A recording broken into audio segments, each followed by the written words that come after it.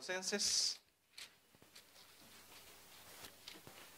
versículo 24 nos queda. Versículo 24 de Colosenses hasta el verso 29, ¿cierto? Y ahí termina el capítulo 1.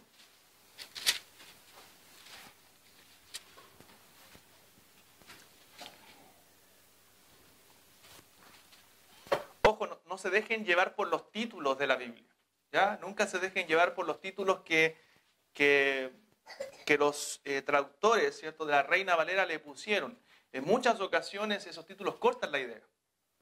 Cortan la idea del versículo. Por ejemplo, el versículo que vamos a ver el domingo, hoy día estaba estudiando ese texto de Juan 3, ¿cierto? Juan 3, vimos la historia de Jesús y Nicodemo, llega hasta el verso 14 o 15, y en el verso 16 corta la historia, pone un título, y empieza porque de tal manera amó Dios al mundo. Pero corta la idea del versículo, porque lo que le está diciendo Jesús a Nicodemo, es parte de lo que le está hablando en toda la historia. Y aparte dice, porque. Trae un porque, y ese porque une ese versículo con el versículo 14 y versículo 15 anteriores. Entonces, nunca se dejen llevar por los títulos, porque muchas veces cortan la idea. A todo esto los versículos no son inspirados, no es palabra del Señor, fueron los que los traductores pusieron esos títulos a la Biblia. ¿Ya? Los versículos sí son inspirados por el Señor. Colosenses capítulo 1, verso 24 al 29. No estoy diciendo tampoco que los títulos están todos malos, sino que algunos lamentablemente cortan la idea del pensamiento del texto.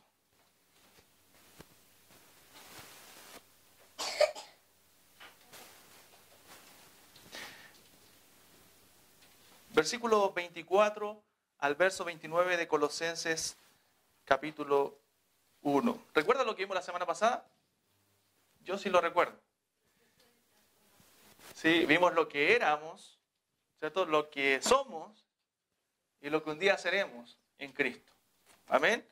Hoy día vamos a ver una perspectiva, una mirada ministerial del apóstol Pablo. Vamos a explicar también lo que significa ministro o ministerio. Todos nosotros somos ministros del Señor. ¿Qué significa que cada uno de nosotros seamos ministros de Jesucristo? Vamos a orar al Señor y luego leer el texto para comenzar el sermón de hoy. Padre Celestial, le damos gracias por su palabra.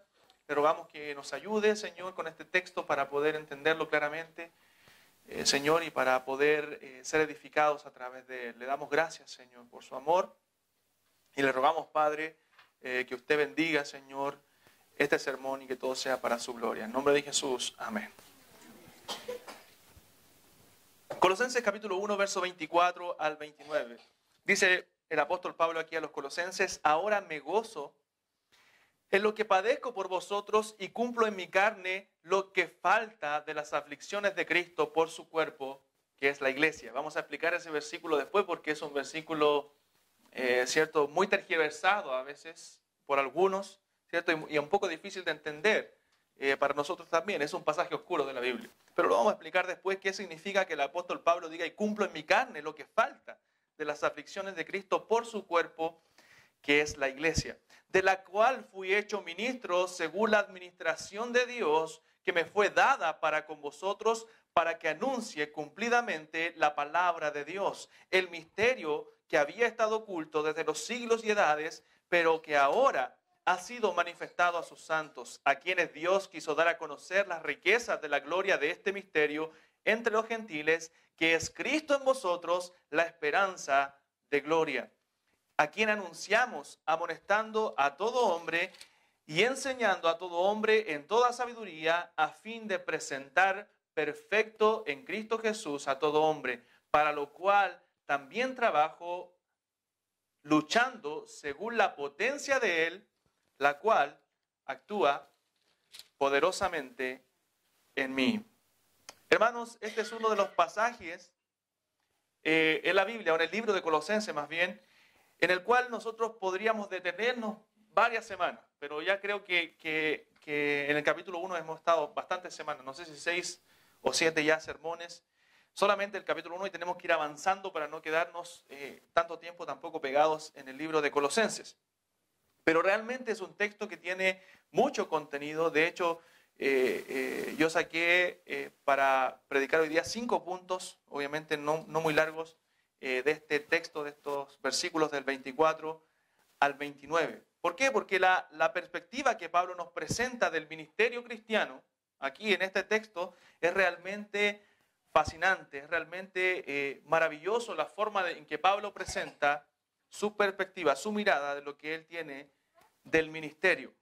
Amén. Pablo, de hecho, en este pasaje continúa explayando lo que él ya viene diciendo en el capítulo 1, sobre todo en el versículo 15 en adelante, ese sermón que vimos acerca de la preeminencia de Cristo o la supremacía de Cristo, ¿cierto? Él la viene explayando aquí, ¿cierto? Comenzó a hablar en el versículo 15 de que Cristo es la imagen de Dios invisible, el primogénito de toda creación, ¿cierto? Y que Él tiene la preeminencia en todo, ¿cierto? Es preeminente sobre la creación, es preeminente sobre los muertos también, dice ahí, Él es el primogénito de entre los muertos. Entonces lo que Pablo está mostrando aquí en estos versículos del 24 al 29 es el resultado, ¿cierto? O el ministerio, el resultado de un ministerio que entiende lo que es la supremacía de Cristo. O sea, cuando una persona, un ministro de Jesucristo, ya sea un pastor, ¿cierto? O un cristiano, entiende que Cristo es supremo sobre todas las cosas en su vida y sobre todas las cosas en el universo, este es el resultado que encuentra en su vida y en su ministerio. Esto me refiero a los 5 versículos que Pablo, ¿cierto? Escribe aquí. Su perspectiva de lo que es el ministerio cristiano. Y Pablo enseña acerca de su ministerio aquí, pero vamos a sacar enseñanzas para nuestra vida, para nuestro ministerio cristiano, ¿cierto? De estos preciosos versículos. De hecho, si usted lee el verso 28, mire, dice, a quien anunciamos, amonestando a todo hombre y enseñando a todo hombre en toda sabiduría, a fin de presentar perfecto en Cristo Jesús a todo hombre. Y si lo compara usted con Colosenses 3:16, con el texto en Colosenses 3:16, dice la palabra de Cristo mora en abundancia en vosotros. Y ahora dice, enseñándoos y exhortándoos unos a otros en toda sabiduría.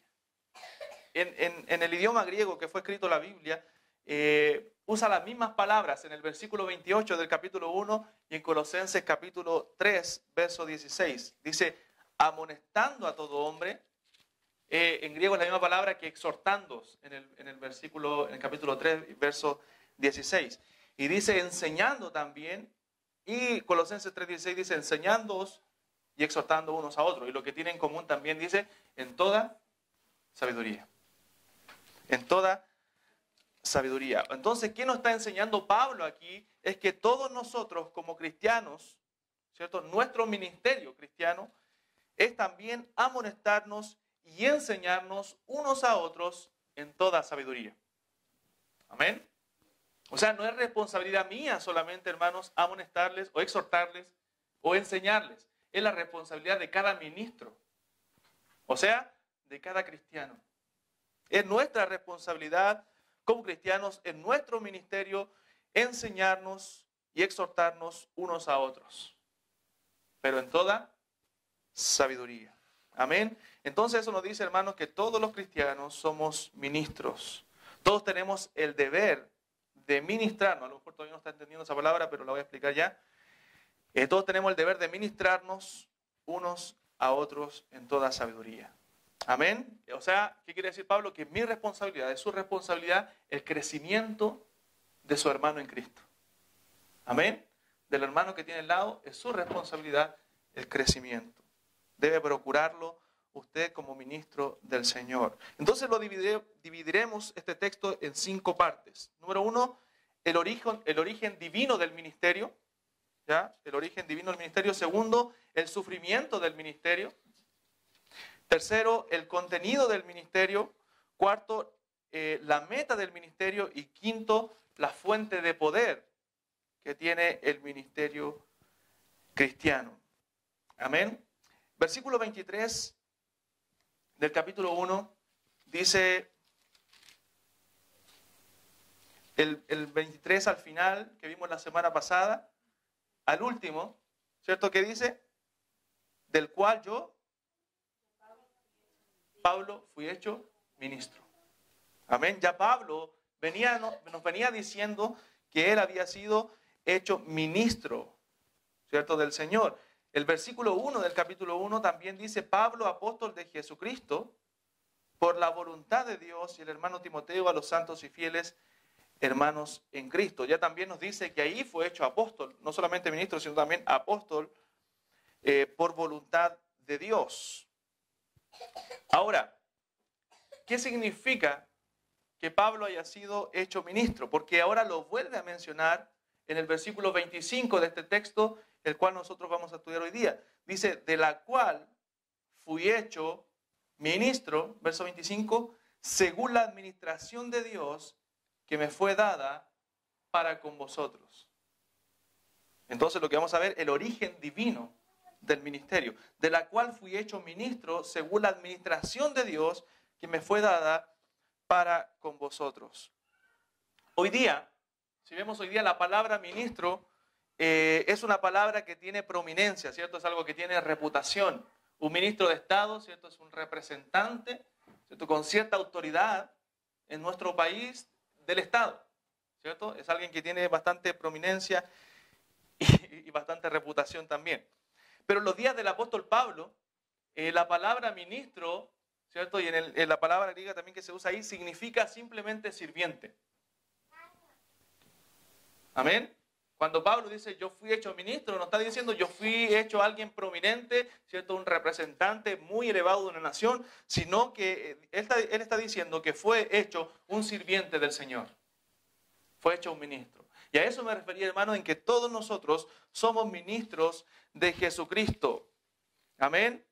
Y dice Pablo aquí, lo que le ha confiado Dios como sirviente, como ministro, es una mayordomía.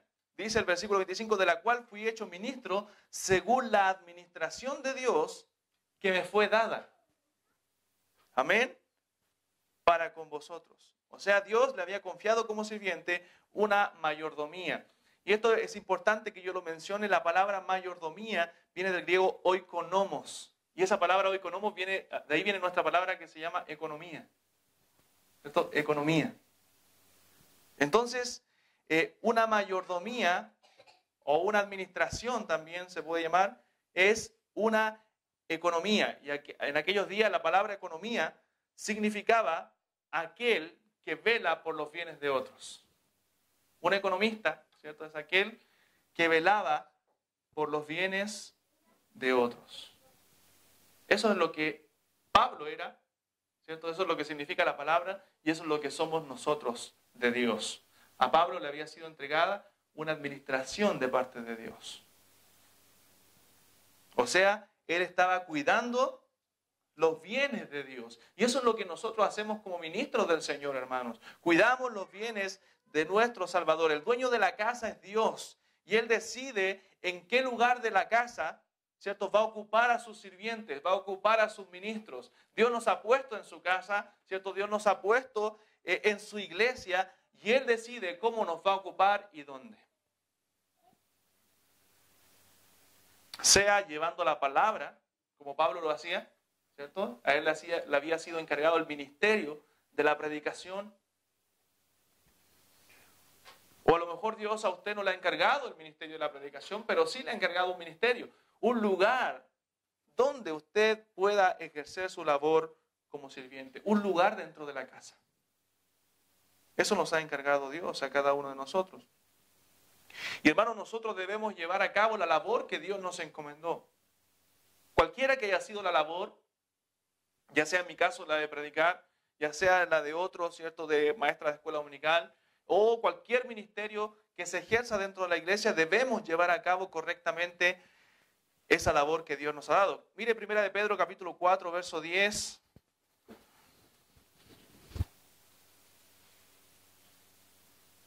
Primera de Pedro capítulo 4, verso 10. ¿Cómo comienza ese versículo? Cada uno. Cada uno. De manera particular. Según el don que ha recibido. ¿Qué dice? Ministro a otros. ¿Cierto? La palabra ministro o ministerio. Sírvalo. Sirva a otros con ese don. Eso está diciendo ahí el texto. Como buenos administradores. La misma palabra que usa Pablo aquí refiriéndose a mayordomía. Es la misma palabra. Administradores de los misterios de Dios. O sea, uno que cuida los misterios de Dios. Eso es lo que está diciendo ese texto. Como buenos administradores, no, dice de la multiforme gracia de Dios, ¿cierto? De la multiforme gracia de Dios. Entonces, hermanos, nosotros somos administradores. Cada cristiano, cada creyente, cada ministro posee dentro del cuerpo una función distinta. Amén. Todos poseemos una función distinta, pero todos somos necesarios. Todos los miembros del cuerpo son necesarios. Y es lamentable que en las iglesias hoy día hay mucha confusión con este tema de los dones espirituales, ¿cierto? Muchas veces la iglesia no sabe cuáles son los dones, no sabe cuál es su don, ¿cierto? Es un tema complicado, pero no es tan complicado, hermano, como parece ser.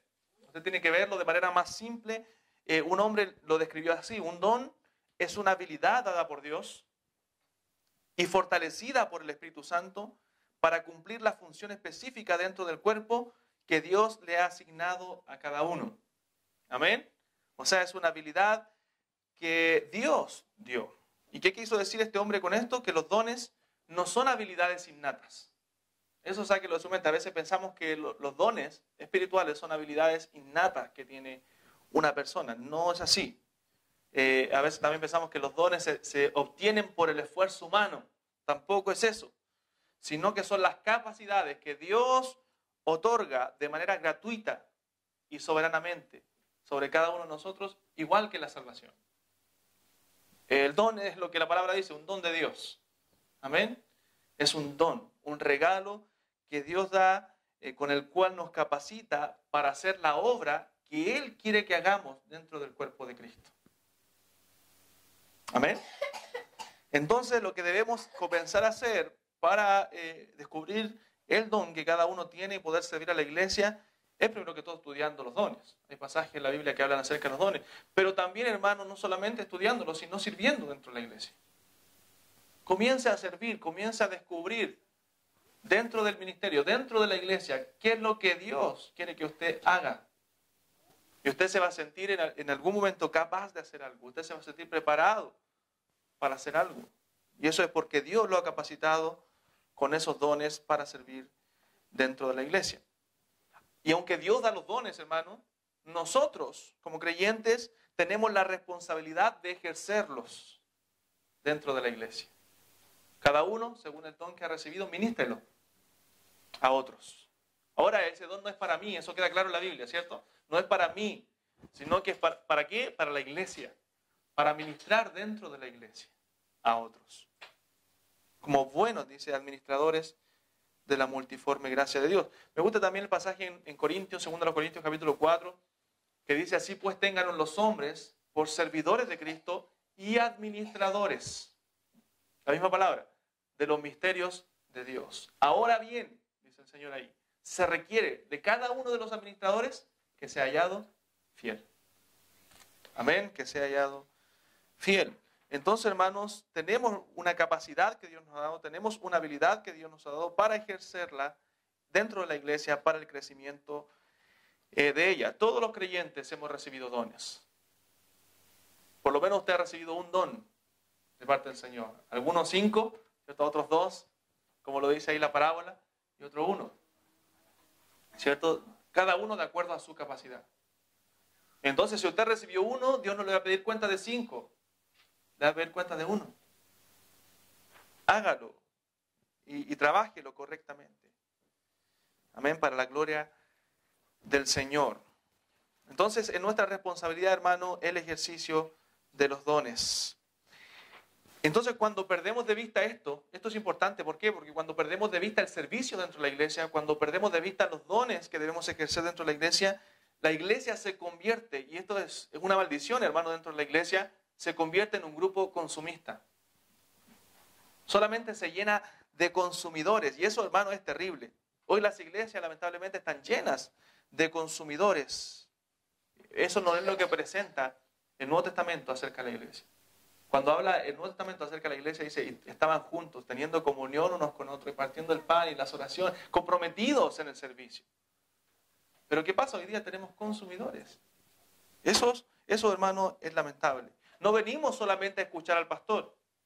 No venimos a escuchar al predicador de turno. Solamente. ¿Cierto? Es una de las responsabilidades como miembro, escuchar la palabra del Señor. Pero no venimos solamente a eso. Venimos, hermano, a dar de gracia lo que de gracia recibimos. Usted recibió dones, usted recibió talentos, usted recibió bendiciones de gracia o por gracia de Dios. Y por eso, ¿cierto? Venimos a dar de gracia lo que recibimos de parte del Señor. Venimos a servir. Con esa mentalidad, usted venga a la iglesia. Con ese deseo, con esa intención, venga cada jueves, cada domingo a la iglesia de servir a otros. Porque esa es nuestra responsabilidad. No somos una iglesia de consumidores, sino de ministros. Amén, de ministros de Jesucristo. Entonces, ¿cuál es la mentalidad con que usted viene a la iglesia? No voy a escuchar la palabra porque necesito. Sí, es verdad, necesitamos la palabra, necesitamos escuchar. Pero no solamente eso, necesitamos la comunión unos con otros. Y si no, nos transmitimos los cultos en vivo y nos quedamos en la casa, lo vemos desde la casa, ¿cierto? Si solamente necesitaríamos el mensaje. Pero no, hermano, la iglesia local es importante en la Biblia. Es importante la comunión unos con otros. Es importante que nos estimulemos unos a otros. Porque, como dije delante, hay semanas difíciles a veces que nos tocan vivir. Pero nos da gozo poder entrar a la iglesia y ver a un hermano, ¿cierto? Que nos habla, que nos anima, que nos ayuda, ¿cierto? Que a veces nos ve triste y nos pregunta, ¿qué pasa, hermano? ¿Cierto? Y recibimos consuelo de parte del Señor a través de un hermano. De un hermano que viene a ser un ministro. Amén. Eso es realmente hermoso. Hebreos capítulo 10.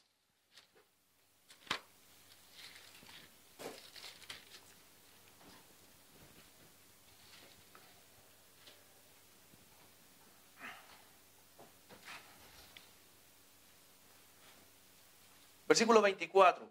Hebreos 10, 24.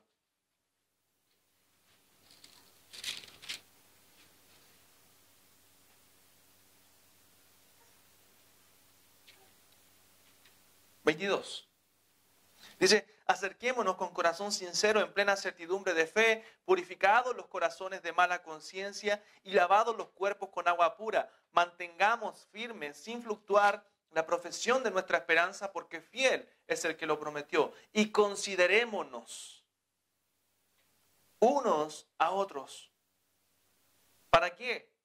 Para estimularnos al amor y a las buenas obras, no dejando de congregarnos, como algunos tienen por costumbre, sino exhortándonos, y tanto más cuanto veis que aquel día se acerca. Amén. Hermano, que la Biblia habla acerca de la importancia de la iglesia y la importancia de estimularnos al amor y a las buenas obras. Y otra cosa, no somos solamente iglesia los jueves y los domingos, somos iglesia los 7 días de la semana. Y muchos días de la semana también tenemos la oportunidad de servir a otros hermanos dentro de la iglesia. Amén. Entonces procuremos también servir a nuestro hermano cuando podamos, no solamente en la iglesia, sino también cuando estemos en nuestros hogares, ¿cierto? Haciendo nuestras labores en la semana. Entonces, hermanos míos, no importa a lo que Dios te haya llamado. Dios le ha llamado a algo, eso es verdad. Le ha llamado a servir, le ha llamado a hacer algo en su obra, le ha capacitado para ello. Pero no importa tanto cuál es el llamado. Lo que importa es que si nosotros estamos cumpliendo aquello que Dios nos ha encomendado. Un hombre dijo por ahí, si Dios a un ángel o a los ángeles le diera la labor que nosotros tenemos, ¿cierto? Y a uno lo mandara a predicar y a otro lo mandara a barrer, los dos con la misma fuerza y con el mismo deseo y con el mismo amor harían ambas cosas. Porque todo es importante dentro del cuerpo de Cristo. Y todo lo debemos hacer para la gloria de Dios. Todo lo que hagáis, dice la Biblia, hacedlo todo para la gloria de corazón, como para el Señor y no para los hombres. Amén. De corazón como para el Señor y no para los hombres. No servimos a hombres, hermanos, servimos a un Dios vivo y verdadero. Entonces, ese es el origen divino del ministerio. El ministerio es de Dios y Dios nos ha capacitado para poder servir como ministros en su obra. Segundo, el sufrimiento del ministerio. Versículo 24. Y este le decía yo que era un pasaje que ha causado algunos dolores de cabeza a los que han estudiado la carta de los Colosenses. Dice, ahora me gozo en lo que padezco por vosotros, verso 24, y cumplo en mi carne lo que falta de las aflicciones de Cristo. Y cumplo en mi carne lo que falta de las aflicciones de Cristo. ¿De qué forma Pablo cumple en su carne, hermanos, lo que falta de las aflicciones del Señor? Ahora, eso no significa, ese versículo, no significa ni que Pablo está diciendo que la obra de Cristo está incompleta, ¿cierto? Porque pareciera que estoy diciendo, la obra de Cristo quedó incompleta y yo sigo, ¿cierto? La obra de Cristo. No está diciendo que la obra de Cristo está incompleta, ni tampoco está diciendo que a Él se le encomendó la obra que Jesús no completó. Amén. Cuidado con eso. No está diciendo eso. Recuerden que la obra en la cruz fue consumada. Cristo dijo, consumado es. Amén. Lo que el Padre le mandó, eso hizo Cristo. En Hebreos capítulo 10 también dice, ¿cierto?, que por un solo sacrificio hizo perfecto a los santificados. La obra de Cristo quedó completa en la cruz del Calvario. Entonces, ¿a qué se refiere Pablo? Dijimos que era un texto oscuro, pero bueno, la mayoría concordamos en que se refiere a que él y todos los creyentes durante la historia nos corresponde sufrir en lugar de Cristo.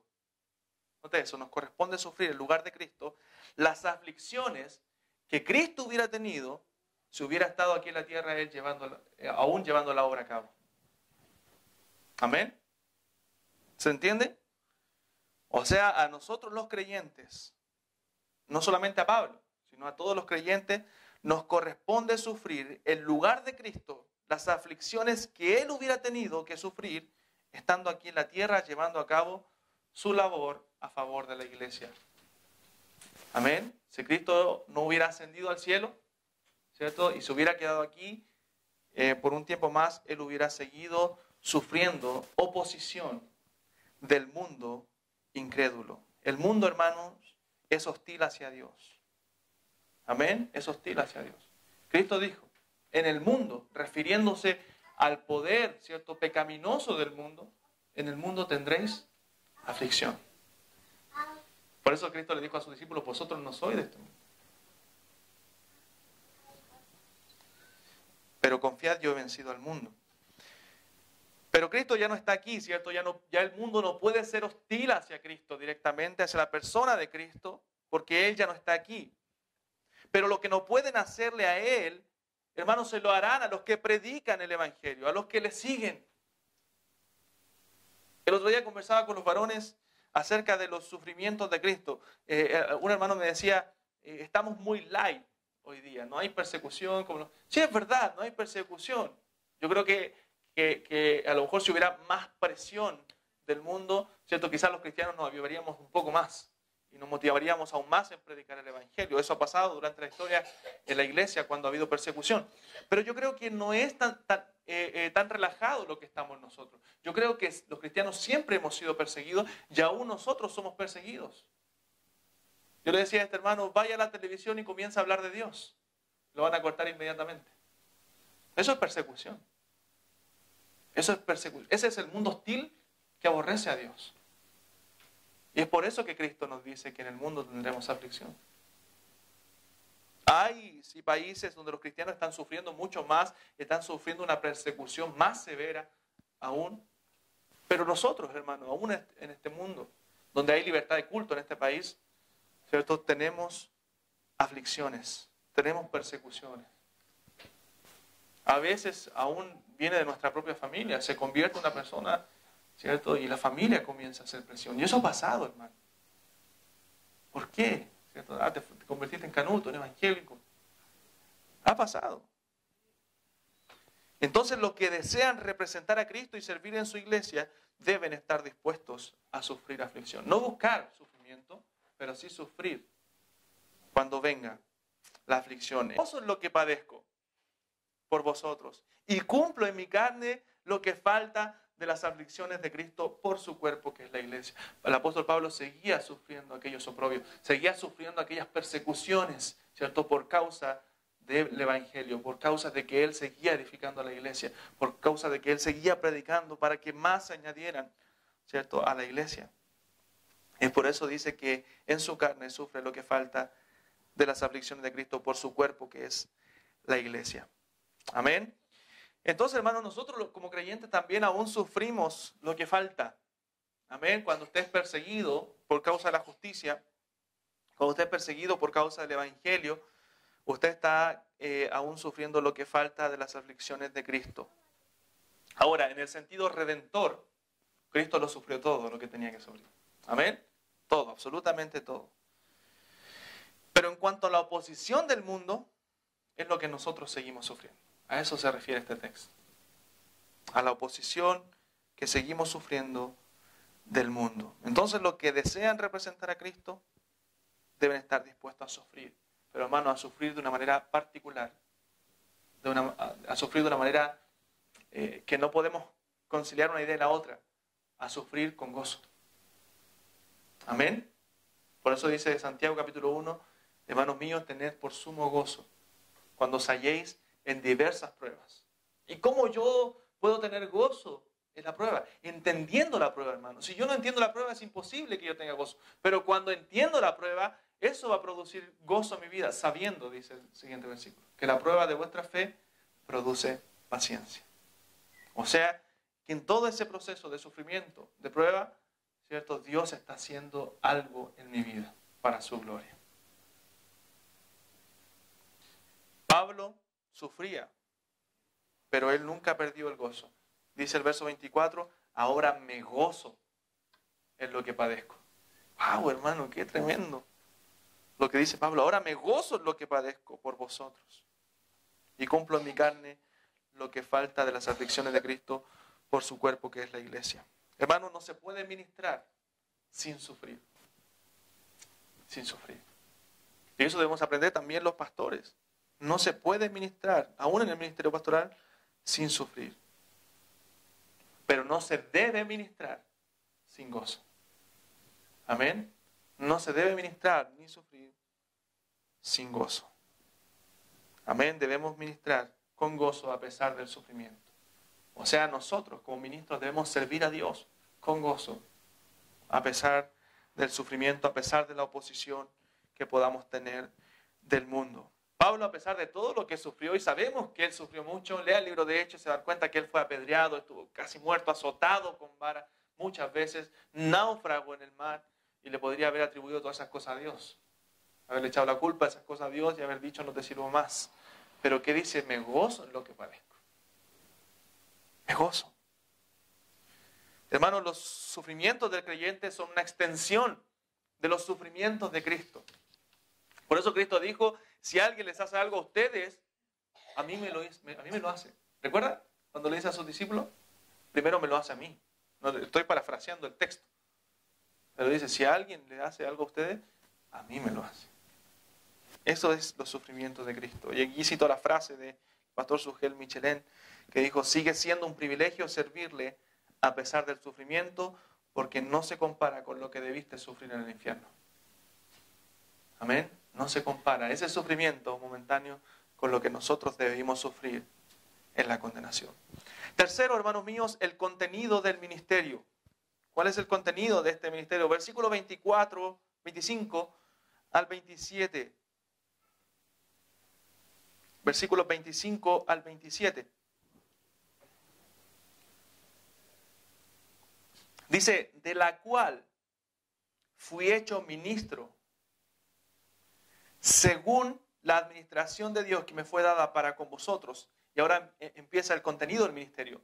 Para que anuncie cumplidamente la palabra de Dios, el misterio que había estado oculto desde los siglos y edades, que ahora ha sido manifestado a sus santos, a quienes Dios quiso dar a conocer las riquezas de la gloria de este ministerio entre los gentiles.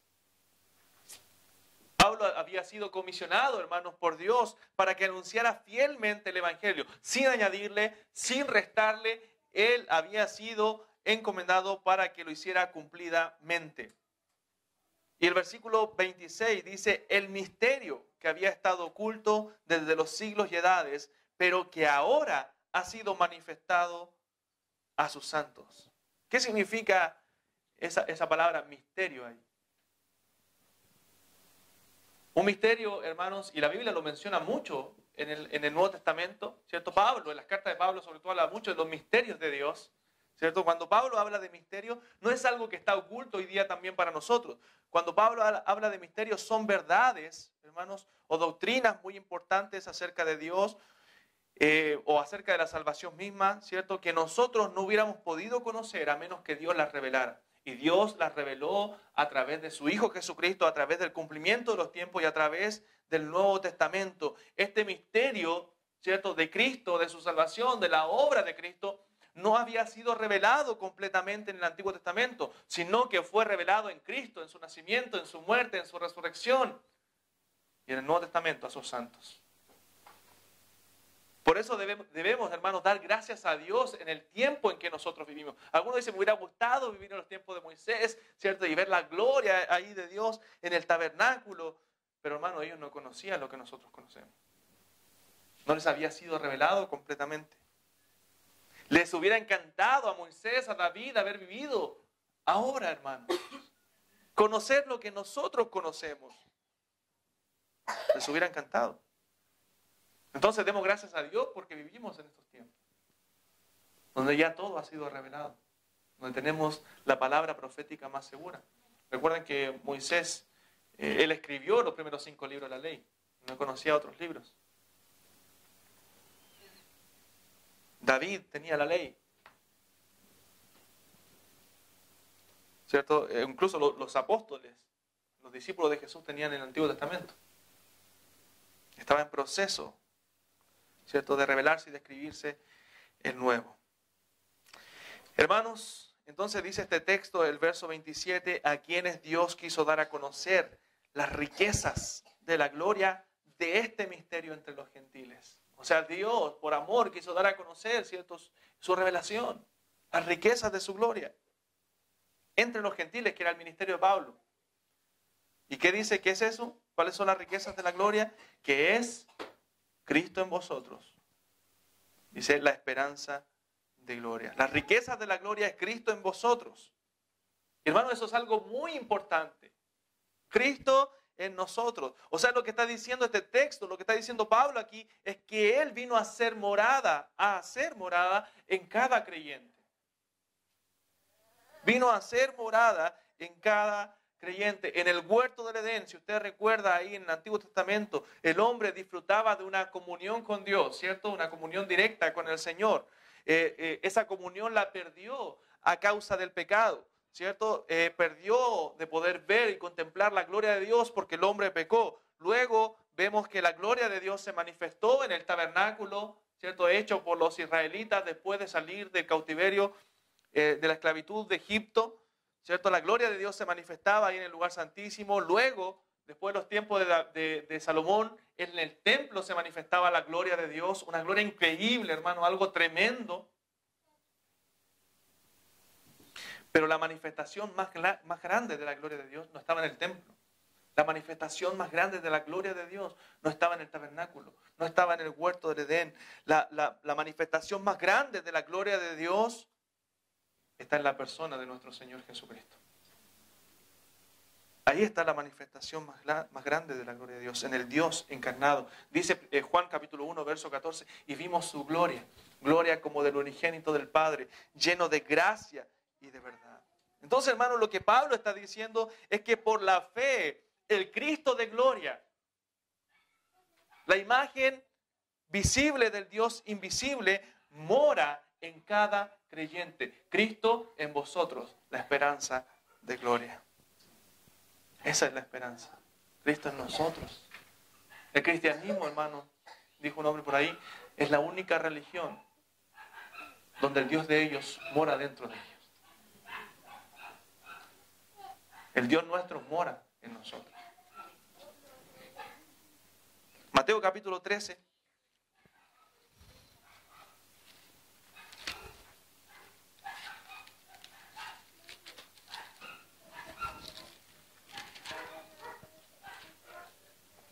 Versículo 41.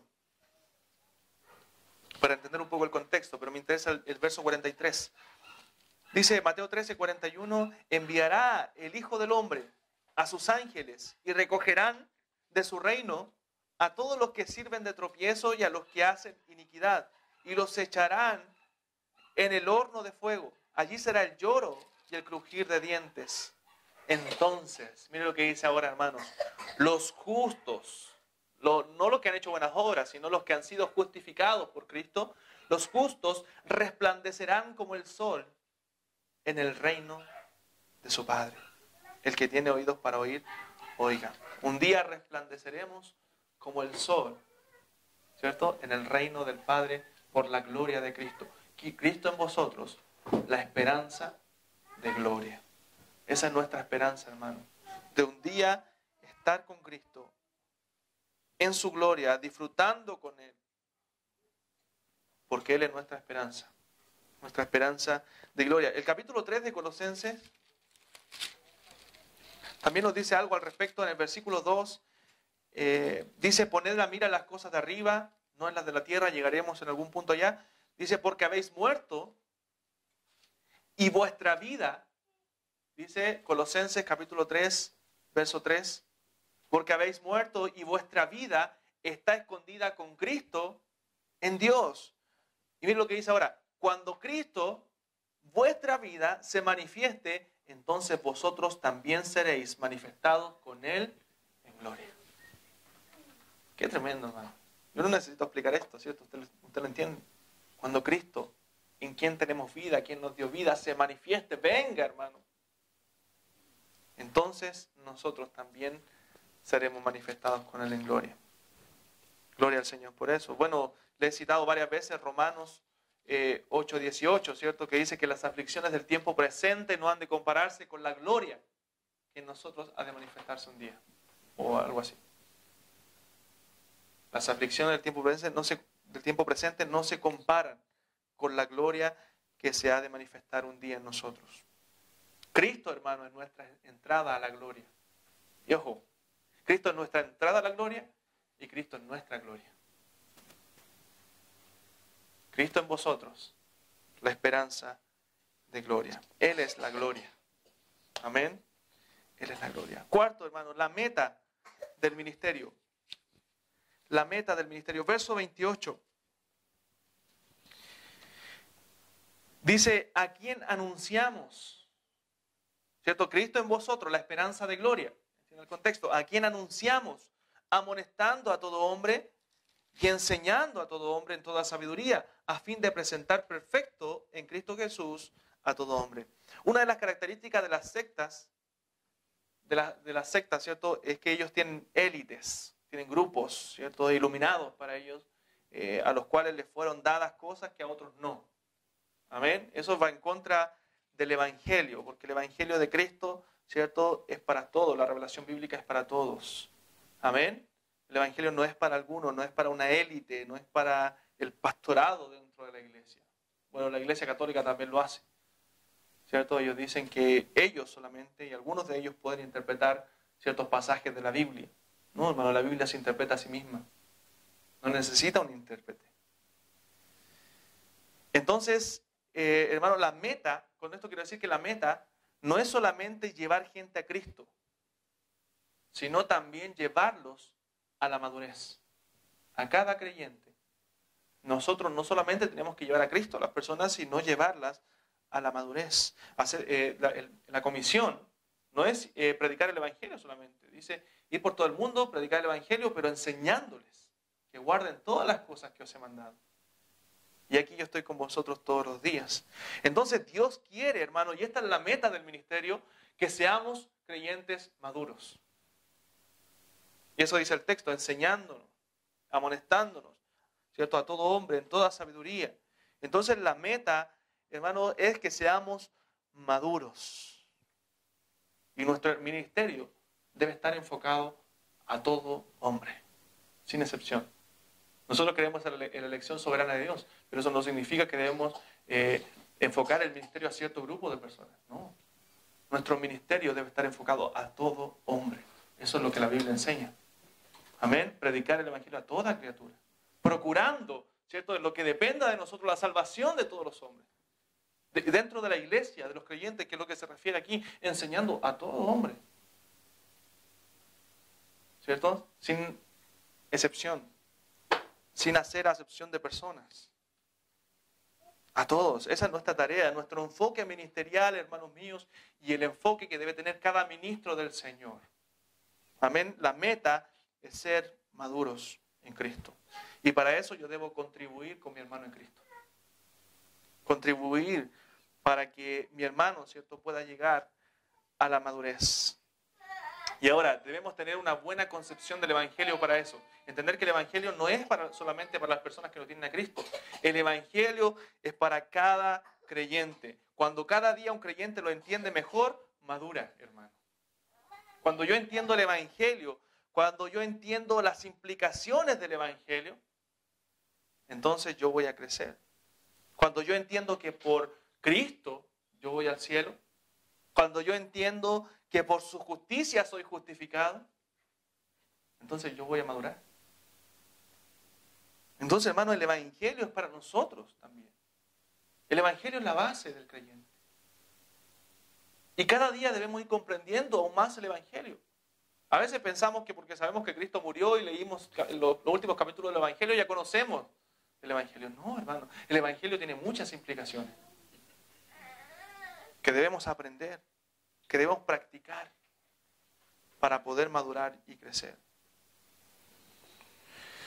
Hermanos, entonces no avanzamos a la madurez esforzándonos más. Avanzamos a la madurez creyendo mejor. Creyendo más. Amén. Creyendo más. Es lo que Cristo hizo por nosotros. Porque la obra ya está hecha. Cristo la hizo en la cruz. Es por eso que debemos amonestarnos, es por eso que debemos enseñarnos y estimularnos unos a otros. Esa es nuestra tarea como ministros. Y por último, hermanos, quinto, la fuente de poder de este ministerio. Versículo 29, ¿cierto? Nos queda ahí. Versículo 28 dice, a todo hombre en toda sabiduría a fin de presentar perfecto, maduro. Eso necesito explicar. Perfecto, la palabra perfecto no quiere decir sin pecado y perfección absoluta, sino madurez. Perfectos en Cristo Jesús a todo hombre. Por lo cual también trabajo, dice el apóstol Pablo, luchando según la potencia de Él, que es algo precioso este versículo, la cual actúa poderosamente en mí. Hermanos, aquí Pablo conecta dos cosas que algunos tratan de divorciar. Uno, el arduo trabajo del ministro, el arduo trabajo del creyente, pero a la vez la dependencia del Señor. Sabemos que nosotros somos guardados por el poder de Dios, pero eso no quiere decir que debemos relajarnos en la vida cristiana. Debe haber un arduo trabajo de parte del creyente para la madurez y para el crecimiento espiritual, pero también una dependencia del Señor, sabiendo que Él está haciendo un trabajo en nosotros para poder ayudarnos a madurar y transformarnos de gloria en gloria, día a día, conforme a su imagen. De hecho, la palabra trabajo ahí quiere decir un trabajo hasta el agotamiento, trabajar hasta el agotamiento. ¿Qué quiere decir eso? Que el ministerio, hermano, requiere un esfuerzo grande de los creyentes. La santificación, bueno, la salvación es monérgico, no sé si usted entiende ese término, Dios obrando en nosotros. Pero en la santificación hay sinergia, ambos trabajando. Amén. Dios haciendo una obra, ¿cierto? Y nosotros esforzándonos por la santificación de nuestras vidas. Así debe ser la vida del creyente. Hermanos, venir a congregarse ya es un esfuerzo muchas veces. A veces algunos ya han cansados, agotados del trabajo, ¿cierto? Y están esforzándose para la gloria de Dios, ¿cierto? Y venir a congregarse. Eso es un esfuerzo. Pero ese esfuerzo sería en vano sin la gracia de Dios. Amén. Si la gracia de Dios no estuviera ahí sosteniéndole y ayudándole. Es por eso, hermano, que a pesar de las dificultades, a pesar de los problemas, a pesar de las persecuciones, Pablo permanecía en los caminos del Señor. Permanecía predicando el Evangelio. Porque el poder de Dios, a pesar de que él se esforzaba, el poder de Dios lo sustentaba. Es por eso que siempre pedía oración, ¿cierto? A los hermanos. Y oren por mí, oren por la palabra, porque yo estoy preso, pero la palabra de Dios no está presa, ¿cierto? Oren por mí para que pueda encontrar palabras y hablar con denuedo, como debo hablar. ¿Se da cuenta? Pablo se esforzaba, pero él sabía que dependía del Señor. Amén, dependía únicamente del Señor. Entonces, hermano, esa es la fuente del poder del ministerio. Tenemos que nosotros, como creyentes, como ministros, ampararnos en el poder omnipotente de Dios, porque su poder, dice la Biblia, se perfecciona en la debilidad, en nuestra debilidad. El poder de Dios se perfecciona en nuestra debilidad, porque cuando somos débiles, es entonces cuando somos fuertes. ¿Se da cuenta qué está hablando ese versículo? Está reconociendo Pablo ahí la dependencia del Señor, que él debe esforzarse, ¿cierto?, en su debilidad, pero todo eso depende del Señor. Porque cuando soy débil, entonces soy fuerte. Animémonos, hermanos, a seguir luchando, a seguir corriendo, ¿cierto?, a seguir ministrando, sirviendo a Dios, sabiendo que el Cristo de gloria mora en nosotros. Que Cristo es la esperanza de gloria y Él mora en cada creyente. Para que podamos decir al final de nuestras vidas: he peleado la buena batalla, he acabado la carrera, he guardado la fe. Amén. Que cada creyente pueda decir eso al final de su vida. Entonces debemos esforzarnos haciendo un trabajo digno para el Salvador, para aquel que es digno de recibir toda la gloria. Y obviamente descansando también en su poder, sabiendo que Él soberanamente, ¿cierto?, nos sostiene por su gracia. No estoy diciendo con esto que tenemos que tratar de impresionar a Dios. No podemos impresionarle, no trate de impresionar a Dios. Ya Cristo lo impresionó por mí. Amén. Cristo lo impresionó por usted. Él murió en la cruz. Lo que debemos hacer es trabajar arduamente para entregar algo digno al Señor. Amén. Para entregar algo digno a Él. Si le da 10 talentos, multiplíquelos. Amén. Si le da 5 talentos, multiplíquelos también. Pero si le da 1, no lo esconda. No lo esconda, hermano mío. Cristo vale la pena de ser servido. Amén. Vale la pena. Vale la pena seguir sirviendo al Señor. Ocupe ese talento que Dios le ha dado. Agotemos nuestras fuerzas para el Salvador. Entonces preguntémonos, ¿qué hago yo por el Salvador? ¿Cuál es mi esfuerzo para lograr ser más semejante a Cristo? Para presentarle algo digno a aquel que es digno. ¿Qué estoy haciendo yo? Hermanos, debemos estar dispuestos aún a morir por Él. Amén.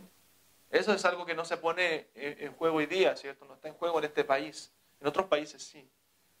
Pero en nuestro corazón debemos estar dispuestos a morir por Él. No solamente de palabras, sino de hechos. A veces decimos, estoy dispuesto a morir, ¿cierto? Como Pedro, pero una cosita chica pecamos. Caemos, fallamos. ¿Cierto? Si no podemos cumplir eso, no podemos soportar esa tentación, ¿cierto?, y comenzamos a reclamar inmediatamente, ¿qué pasaría si viniera una persecución y nos tuvieran que quitar la vida, hermano? Entonces debemos estar dispuestos a dar nuestra vida por aquel que dio su vida por nosotros. Cristo, la esperanza de gloria. Cristo en vosotros, hermano. Cristo está en usted. Cristo está en mí. Desde el momento que yo conocí al Señor. Gloria a Dios por eso. Oramos.